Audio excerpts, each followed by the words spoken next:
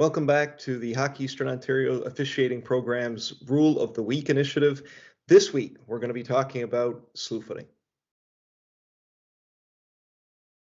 So if this is your first time joining us, this web series is designed to promote a rule of the week. Each week, we're going to talk about a specific rule according to Hockey Canada as a way to educate coaches and players and officials and spectators a little bit about some of the rules of the game.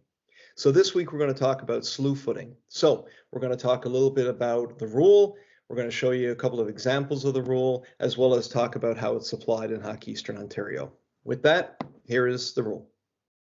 So slew footing is actually located under Rule 7.4b, tripping.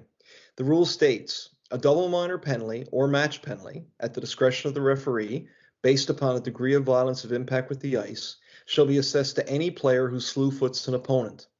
Slew footing occurs when one player uses a leg or foot to knock or kick an opposing player's feet from under them, or pushes another player's upper body backward with an arm or elbow, and at the same time, with a forward motion of their leg, knocks or kicks that player's feet from under them.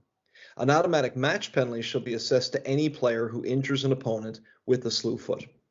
Note, serious consideration for a match penalty should be paid when an offending player is in motion or skating while committing this foul. The degree of violence of impact with the ice criteria and intent of the offending player will provide valuable considerations when a referee makes a decision on whether a match penalty is warranted under this rule. So if you're not familiar with the action of slew footing, it can be kind of difficult to describe on paper. So I'm going to show you a couple of examples of slew footing that warranted match penalties. So in this first example, you're going to see a player in white, number 10, slew foot a player on the opposite side of the ice on the opposite boards. You'll need to watch for it closely, and we'll show you a couple of times to illustrate the point. So in the video, you can see number blue player right here coming up the boards. Number 10 wraps the stick around him, takes his feet out, and throws them on the ice. So when you see this player again, the player in blue is coming up the boards, a stick comes out here, and then a foot is used to push the player backwards and throw him down on the ice on his head. This is a very dangerous penalty because the player that's being hit is unable to protect himself when he lands on the back of his head on the ice.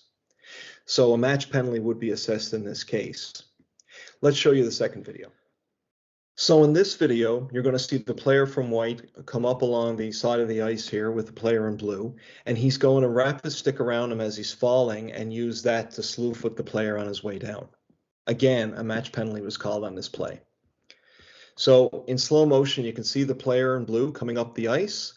Player number 12 in white wraps the stick around this player, uses his foot to pull him down underneath and pull the player down on the back of his head.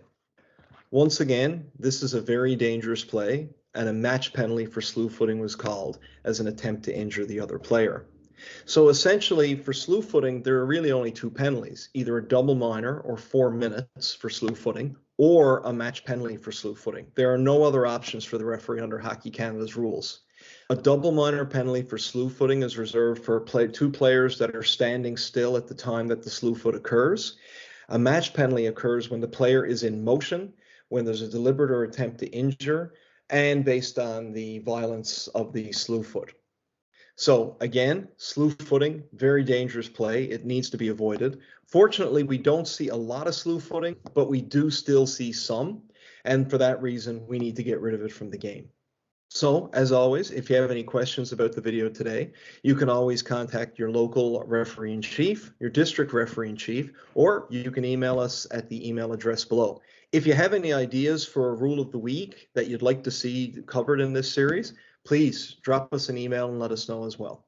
Until next week, have a great week and be safe.